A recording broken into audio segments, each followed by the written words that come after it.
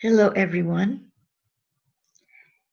Today is December 13th, 2017, and it was yesterday that I created the video for the main introduction for this Bitcoin site. So last night, I couldn't stop thinking about the Bank of Saint Germain. I feel that maybe my soul was connected to it in some way, or I don't know. I really don't, but I just feel like obsessed with it.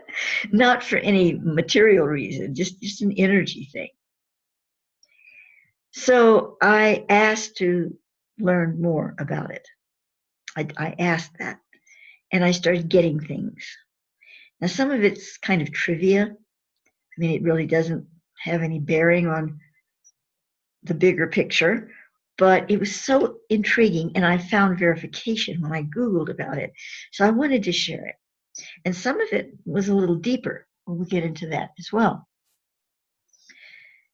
So it began with giving me the location of the original Bank of Saint Germain. When I say original, I mean during the time when he was Saint Germain and he was out there in front of the public as Saint Germain.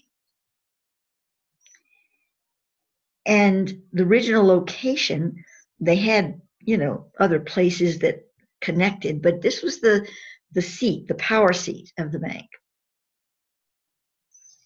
So I was given the name Chateau Cardinal. Now, I have never heard that. I mean, I know what chateau means, but I've never heard of Chateau Cardinal. And so here I am in the middle of the night, on my cell phone, Googling this, and it comes up as a winery. Well, there was another one in Belgium, but I knew this one was in France. And I thought, a winery? I was a little disappointed. So I Googled Chateau Cardinal history, and I got the same thing. And boy, what I got was very, very interesting. So I screenshot this off the web, and this goes to a wine site that's not really relevant, but, well, it is the site. I mean, it's the chateau, but I mean, the information is not relevant. This little paragraph is. Listen to this. It says, its history goes back to the Saracens during the invasion. The chateau was an observation camp. Famous people came to the chateau. For example, the Cardinal Gaillard de la Mothe. Nowadays, Jean-Francois Carlel is the proud owner of this place, full of history and secrets. Now, I have not been able to find anything else relevant to this, but that full of history and secrets, and famous people came to the chateau. This leans toward this having been something else in the past. And so I went into it further, and I received that it's underneath these cellars where the wine is kept. These are ancient cellars. And underneath that is the main quarters, or the place where they did serious business. Apparently the upper part was where they met and talked cordially, and there was other things going on. It was a sort of a front for it, but it was an intellectual gathering, where people could talk of intellectual, perhaps mystical subjects, and feel a little freer to do so. But even they did not know, well, the general people that came did not know that underneath was the Bank of Saint Germain. But I tell you, I did not know about this place. I didn't know about the wine. Apparently, it's a famous wine, Chateau Cardinal. I've never heard of it because I don't drink liquor, and I just never heard of it. So this really excited me that I was able to find this. So here's the website, or a website, about this place that you can see. Obviously, this is a new building here, but I would be willing to bet, well, I know that the wine cellars are not new. Look at it. You can see how old this is. Just a few pictures let you know that this is a very old series of cellars. It's not just, and it's rather large, I would say.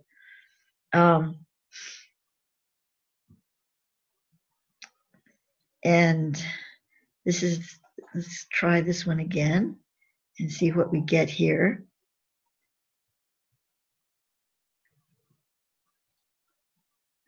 I'm thinking, no, yes, this is Chateau. Apparently this is it.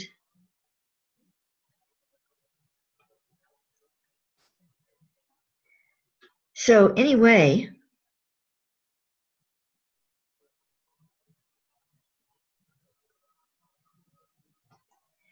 so here we have the map. And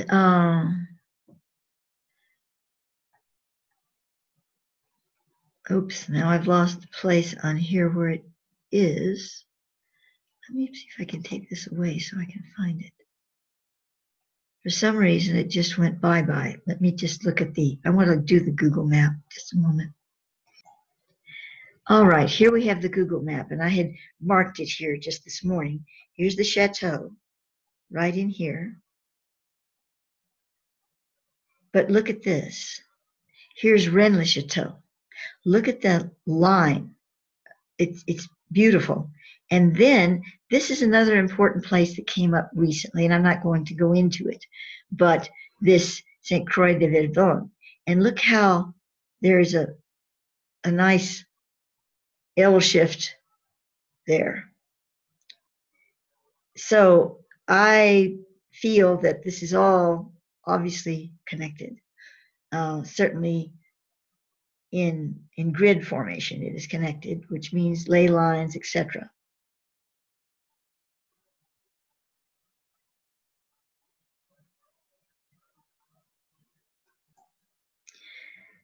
So then I began to see other things about Saint Germain. And I saw him, or I saw his hands, his vest, I saw a coin, a large gold coin that was attached to some kind of a little ribbon fob thing on his vest, or under, right next to the vest. I couldn't see exactly, but under his coat. And he wasn't concealing it. He would show it off, and he would sort of finger it, and people would look at it and they'd go, "What is that?" And he'd just laugh and say, "Oh, this is my lucky charm, or my lucky piece," And he wouldn't say any more about it. This is what I was receiving. And I wanted to see, it was a beautiful gold coin, and I wanted to see it more closely, and I couldn't quite do it. And I finally asked, I said, "I just need to see this, and I need to understand what's on both sides of this coin." So immediately I received the 7 rivers of Eden. Now, I mean to tell you, it just came out of nowhere, the 7 rivers of Eden. And then I was able to just sort of see it, and I wouldn't have known it was the 7 rivers of Eden. It was some kind of there was a 7 crossing things. It looked like, I don't know what it looked like, sort of like a little squashed brownie with sprinkles on it. but it was a symbol, and it represented the 7 rivers of Eden. And so I Googled it, and I got 4 rivers of Eden. Now, I'd heard of the rivers of Eden before. I had heard it, but in fact, I thought that many years ago, and I'm talking about like the 1980s, that Thoth had given me something on it, but I couldn't. Today I looked for it and I couldn't find it. But it was 7 rivers, and the text, the Bible, says 4, or mentions 4 in Eden. Now, I know that Thoth had told me many, many years ago there are 2 Edens. There's the Eden of the Mu experience, the true light of the lotus descending into the reality of earth, creating the Eden form. And then many gazillion years later, we have the Eden in the Middle Eastern countries that's associated with Anunnaki and all of that. 2 completely different energy frequencies, both containing Eden vibrations. And I've also received that well, I'm not sure that I got it way back, but I received it this morning, that the 7 rivers of Eden in the Anunnaki lands, let's call it, was a duplication, not a duplication, but a mirroring effect of the 7 rivers in the Mu Eden. So there's a correlation, even though, you know, the Anunnakis took the genes and did all this awful stuff and created these slave race and all of this we talk about. There's another side to that. Thoth refers to it at times and says these other parts of the Anunnaki didn't like that. And they were trying to convince the ones that were still doing it not to do it, and they worked to kind of rescue this whole situation. They were the good guy Anunnakis, you might say. Now, there are people that say Thoth was an Anunnaki, but he definitely was not. So I'll just scratch that one off right there. But anyway, the whole thing about the 7 rivers, I went back into it, and I was told that, well, there are 7 rivers in the Mu version. In the Anunnaki version, there are 4 main rivers, but there are 3 smaller tributaries. So that's how it came out. But what was it doing on a coin, this coin that I had received that he had minted? Saint Germain had this special coin minted. And it was, it was,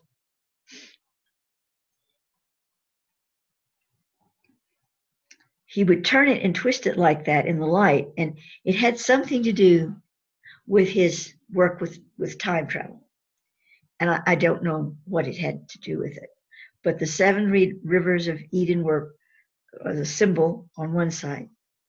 And on the other side was 2 obelisks with an egg-shaped thing in the center. And I received the Ben stone. Well, I know of the Ben stone, and in fact, I wrote just briefly about it some years ago, but I couldn't remember really what it was. It was a very small little blurb. And so I Googled it, and I found a lot of very interesting things. One is that it is associated, with Osiris. And of course, most of you know my focus in my work on Osiris with the Osiris Arising Project, its meaning, its connection to the trapezium of Orion and all of this. So this was very interesting. And then it's supposed to be like the mound. The Ben is the mound of creation, and it's also where the Bennu bird, which is the phoenix essentially, alights, comes to earth and lands on the Ben. And this is what I've really learned mostly this morning. And they had many Ben stones in various solar temples. Here we go with the solar energy again that's so prominent in the Thothic teachings. And then it said that the pillar that it landed upon, that the Ben was the top, was said to be the and I can't pronounce this. Let me grab it here. It is the Dejed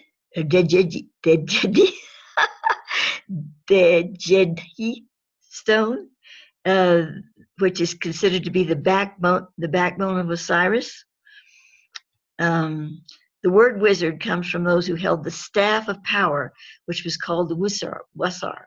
Osiris was the life force within creation. Well, the staff of power. Now, the staff of Osiris. I've been working to create a series of things for the portal members that has to do with my information that I received some years ago on the 7, was it the 7 staffs? Yes, the 14 staffs, sorry, the 14 staffs of Osiris. And I have that written information on my site, but I'm going into it and developing a project with it for the portal members. In any case, so here we come back to the force, the power, the staff of Osiris. And the staff of Osiris is it says, in his backbone, the Dejed, hence the force of the Jedi Knights of Star Wars, Osiris was called Asur, as well as Wasser. The Wasser staffs were electrical conductors of power because the wizards were Wassers or Osiris's using Wasser wands for their hex in Egypt, Heku. The main tenet of the Star Wars universe is completion of the circle or finding the balance between good and evil. It is a metaphor for knowing whether you are on the wrong side or whether you are becoming destructive. The purpose of the ritual was to preserve order and repel chaos. In order to do this, there first had to be an effort to raise this awareness or dejid. Those that did not were known as did this. Those that did this were known as Dedji. And it goes on about this, but this came up when the Grand Commander of the Templars, Michael Henry Dunn, posted information on the priests of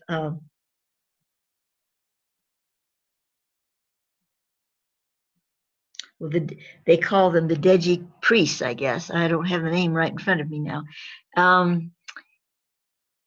which were translated by the Star Wars series into the Jedi Knights. So these priests were the originators, actually, of the whole principles of the Templars. And so that's why he brought this forth. And of course, I have the Priory of the White Stone as a Templar priory. So it's all connecting, is what I'm trying to say. All these pieces are connecting, and it connects through Osiris. It connects with the staffs of Osiris. And with the Ben and the two pillars that I saw on the coin of Saint Germain,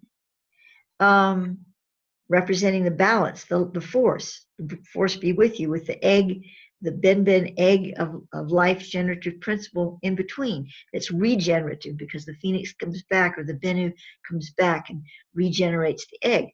So I see where my train of thought is at the moment. With only 3 hours sleep last night, I'm not exactly sure I know where I'm going with this. I had recently been working on understanding a grid, an earth grid on the planet. I say earth grid, it's not a natural one. It's, there are earth grids that are natural, and then there are grids that have been imprinted upon the planet through the higher master builder beings. And so this is a master builder template grid. And I wasn't even I couldn't even get a name for it. But now I'm receiving, call it the Ben matrix, or the Ben grid. And what it is where these whirls come out of the ground of the earth, and they are connected to the solar inner earth atoma, and they feed into the solar sun, which goes further, of course, right into the center of all. So these whirls that are coming up are pillars, towers, and very often the places have a pillar or a tower built on top of it. Not always, but very often. Or it has had in the past and it's no longer there, or it's buried underneath, from the ages of time or whatever.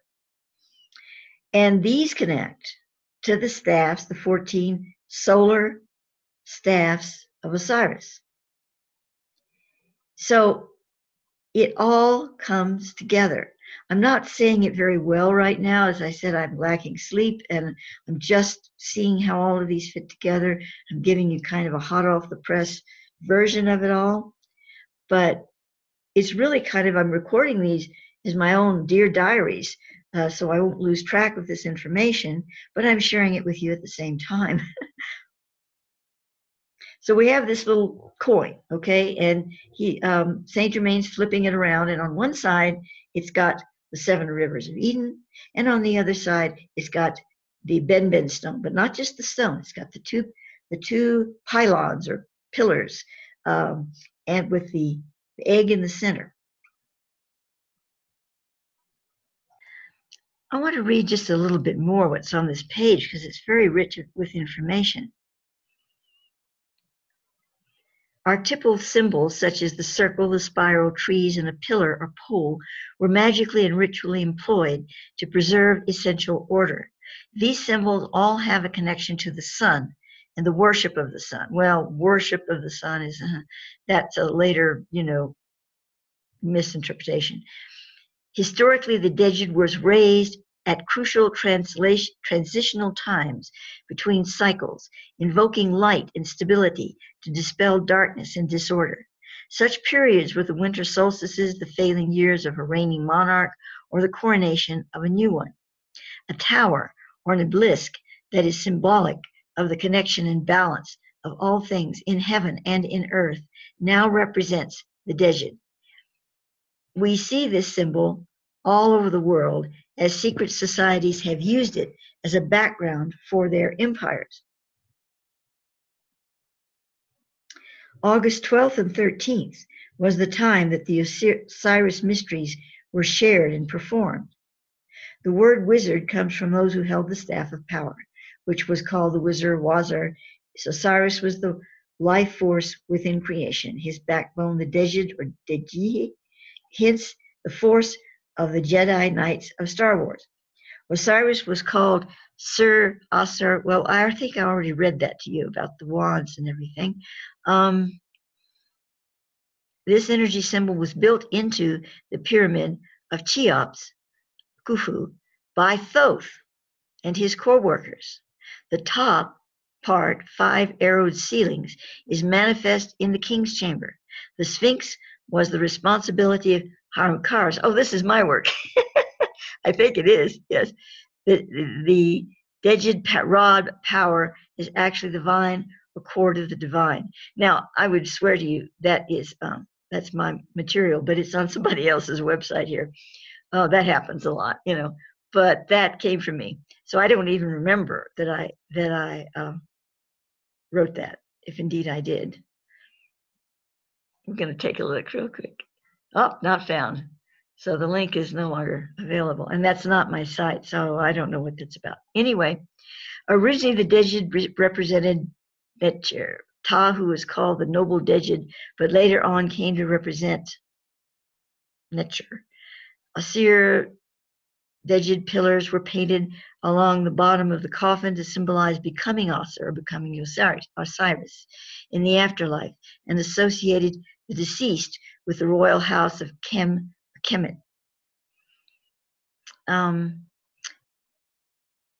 This is another quote here, as she says, they are the wisdom keepers, being the physical representation of Asar or Ta, earth. The Djed came forth during the changing of the cycle, sun, moon cycle, in means to stabilize a chaotic planet and set everything to order before the coming or with the coming of the new age. As the celestial Asir resurrects, so must the physical Djed, Asirites, come forth to be continued. Ta-un-Nefer. So there are links on this page to various places, but obviously they're old links. They're not working. Consider the tale first written down in the 7th dynasty from a Middle Kingdom version of 4th dynasty original of Prince so-and-so, the Djed and King Khufu. The king and his 4 sons are relaxing at the palace telling stories of famous magicians. So-and-so tops them all by announcing that he knows of a living magician equal to those of the past. Khufu is interested, and so-and-so tells him of the such and such a stable one, who is apparently ageless and knows many things, including the shrines and the secret chambers of the enclosure of Tehuti. Tehuti is Thoth. Now, Khufu was really interested because the king had spent much time in seeking for himself these secret chambers of the enclosure of Tehuti, of Thoth, to fashion for himself their likenesses for his horizon. Khufu dispatches so-and-so to bring the Djed back to the palace.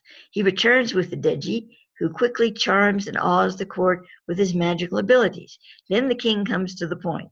Now, as for the rumor that you know the number of the shrines of the secret chamber in the enclosure of Tehuti?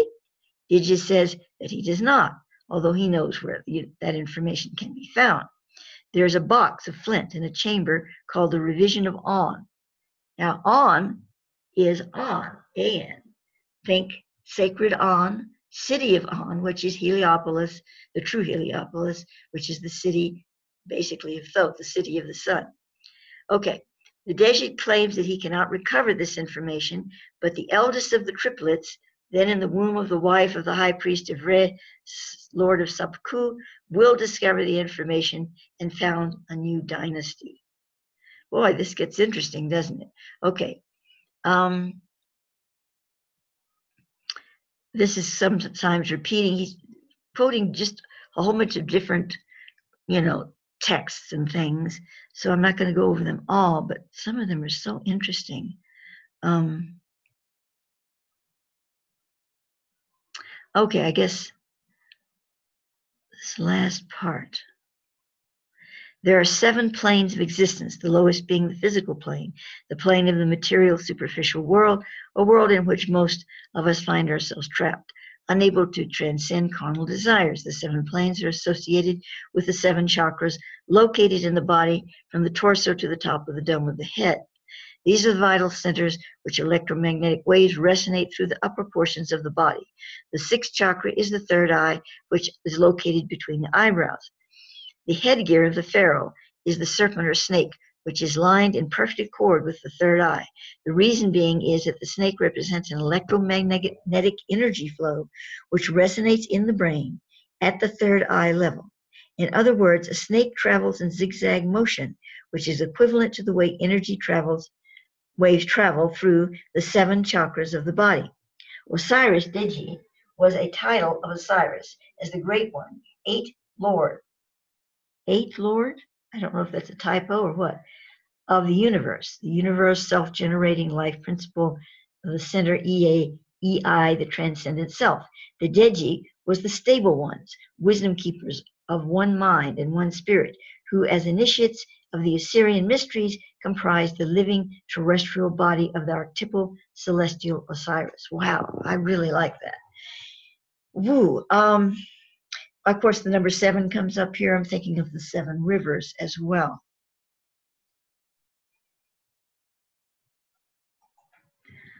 I also, in searching this morning, came up upon a video by Danny Wilton. Now, I'm a big fan of Danny Wilton's work. He's a YouTube presenter, and this is really good. I think it totally relates to why Saint Germain had that side on the coin. And so I'm going to embed Danny Wilton's video on the same page I'm embedding this video for you to watch it. It's not long, and it really, really clicks. Especially those of you who have followed my work, you will see a lot of the connections there. So let's talk about the flipping of the coin. There's a flipping of energy frequencies between what is represented by the 7 rivers of Eden on one side of the coin and the Ben stone, with all that it implies, on the other side of the coin. Now, I really can't answer that question right now. When I do, you'll be the first to know, if I do. However, when looking at this city, this winery of the Chateau Cardinal, in that whole location, I said city because I was thinking of the whole region.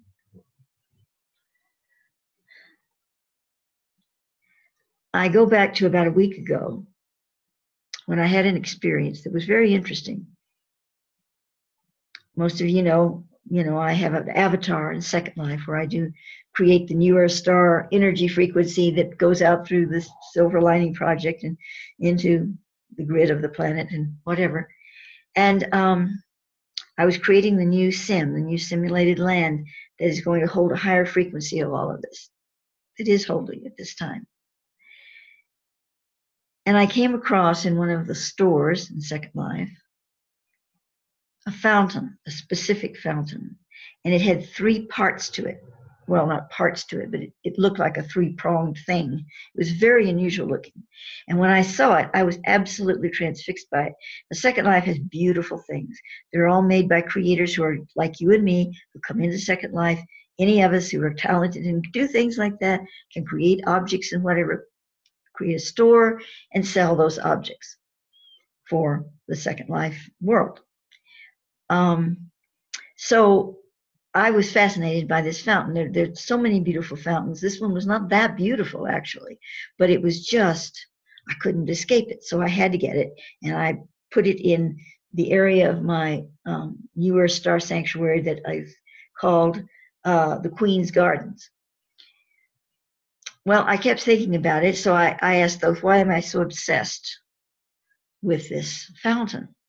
And he told me that it bore a strong similarity. It was not exactly the same, but bore a strong similarity to a three-pronged fountain that had been built in France by a secret order, and it was a time portal fountain, and it was built on an area that would activate it. You couldn't just build it anywhere. You know, it had to be on this area in France that activated it, and it activated it, and they used this for their work, going back and forth in certain time frequencies. That's you could probably write a book about that, but I don't only know this tiny little piece. And that the fountain, the similar fountain that I had in Second Life, was intended to go in my Queen's Garden for the purposes of, you know, the whole sacred geometry of it.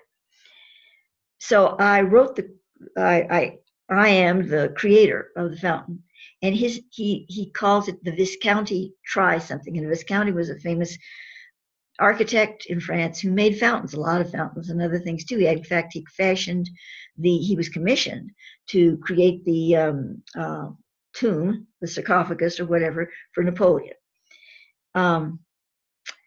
So I contacted this man who in Second Life uses the last name Visconti. And I asked him if he had modeled this fountain on a real Visconti fountain. Now, many times in Second Life, that's what happens. I mean, there's a whole simulated area with the Mount St. Michael. I mean, it's fabulous, the whole building, you know. Now, when you get inside, there's some similarities, but they also have little vendor shops and stuff, Second Life vendor shops and whatever. But it's amazing. It's an amazing structure. So I thought, wow, well, maybe he did this. Well, I Googled, and I couldn't find this fountain. And I got to thinking, you know, I don't think that he fashioned it after a true Visconti fountain that he thinks is.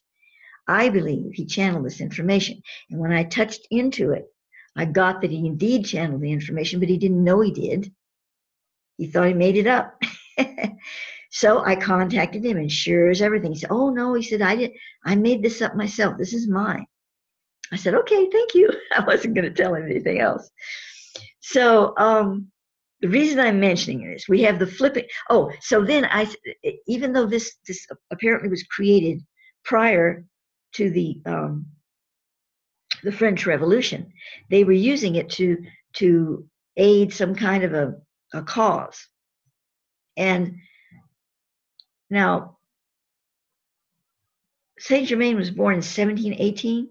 I'm not real good at dates in history and years, but I'm feeling this fountain was already created before he got involved in that lifetime. But he did get involved with it. And so he had access to this fountain as well. And this would have worked very well for someone who had a bank, you know, to be able to go backwards and forwards in time. So then when I saw this place, this Chateau Cardinal and the area around it, I knew that's where the fountain was. Because Thoth said to me, I say Thoth said, whatever, that I wasn't going to find it Googling because it was hidden. It was not, you know, out in the middle of the public anywhere. Of course not a time portal fountain. And he said, it's in France, and it's in a small, it's in a location and it's hidden. I absolutely know that that's where it is. Not at the chateau specifically, but in that area, in the countryside, somewhere near that chateau. And apparently there are a lot of ancient ruins and stuff near there. I was looking and Googling and looking on the Google Earth, and there's a lot of stuff there. It's not just the chateau. So it's a time portal thing. We've got Saint Germain with his time coin. I mean, the time coin, I don't know. He obviously was flipping in his hands all the time, and he didn't disappear in front of the people he was in the room with. So it wasn't an actual time machine. The coin wasn't, but it relates. It's connected. It's connected. And the two sides of the coin and all of this, it's mind-boggling. And I'm obviously going to be doing another video on this, maybe several. I'm just sharing with you right now what I'm receiving as I'm picking it up and as I'm working with it. Who knows? One of you listening to this may put something together. And if you do, by all means, get in touch with me on this. Okay, one other little tiny thing that's definitely just trivia, but I did receive, and I thought I'd share it with you. I saw Saint Germain, well, the back of him riding on a horse very slowly through this beautiful place, this garden, it seemed like, with a young woman on her horse. And I saw their backs. I sort of saw his face turn a little bit to her. And I knew he was in love with her. And she was in love with him, but he was more in love with her. And he wanted her to take the potion, the immortals portion, so she could live longer with him. And she didn't want to do it. First of all, she was married. She was not free to be with him, and they weren't involved in any hanky-panky. This was unrequited love. And so because she wouldn't do it, when Saint Germain decided to quote unquote die and leave the scene, he left her, of course, because she was married. She wasn't going anywhere. She was going to stay there, live out her life, and die a normal death. And I just saw this for a moment. So I received her name. Her name was Marie Fontaine. And Fontaine would have been her married name. So there's a Mr. Fontaine somewhere. And I Googled that, but she's not famous. And apparently the man she was married to wasn't, historically speaking. So I didn't come up with anything. But I thought I'd just share that. And then the very last thing, there's this one so-called portrait of Saint Germain. You'll see it on the net all the time. Let me pull that up here. So here it is. This picture is the only known representation of Saint Germain, as far as I can find. And the history of it is that it was some kind of an engraving that was done as a copy of an original portrait, the only known portrait of Saint Germain, that no one ever saw. Apparently it was sequestered away, and after years after Saint Germain left the scene, this artist did this, and it's like a mystery painting. And where did it come from, and where did it go? And this is the only thing remaining from it. Well, I received, as I was doing all of this last night, that this is not Saint Germain, and it's not a mistake. Saint Germain had this man pose for the portrait and say that it was him. But he didn't release the portrait in the times when somebody would look at it and go, well, that's not the Saint Germain I know. He waited until everybody was dead. And then it was intended for, he had the portrait released, but not released the original painting, but the engraving. So why? Why did he want a false representation of him out there in history? I'm not quite sure, but there's another thing that I won't go into that I received years ago where he literally impersonated someone else. So I don't know what that's about. I don't think it's sneaky business. I mean, after all, I believe Saint Germain was a truly evolved spiritual person. And of course, we have the ascended master, Saint Germain, that seems to be correct. It seems to be in line with some aspect of his being. And I don't know that these pictures truly represent that ascended being. And did it actually look more like he really looked? I don't know. But all these pictures very much, are look the same. I don't know who painted them. Maybe he channeled the image. I just don't know. There's another version, that's somewhat different. But when you get into the higher realms, the soul's going to appear in a lot of different ways. Ghost does. So that's really not a concern. But I just found that almost amusing, that that he would go to the trouble of creating a false image of himself. Now, as I said, well, who is this guy? Who is this person? And I received that it's one of the people in his company, in his group, bankers, And I think these guys live a long time too. I don't know if they're all still alive or what. But that's one of the bankers that posed, or the Saint Germain company, that are also the bankers that posed for this picture, according to what I received. So I don't know what he really looked like at all at this point. And so this concludes my rather sketchy talk to you today about all these things I received last night and how they kind of relate to this and that and the other. And I do apologize if I sound disjointed. Well, I tend to sound just disjointed anyway. I'm not the best speaker in the world. But after only 3 hours of sleep, I'm really out there floating around the digit with those. So I hope you can make some sense of it. And I will share more, as I said, as it comes to the forefront. Thank you for listening.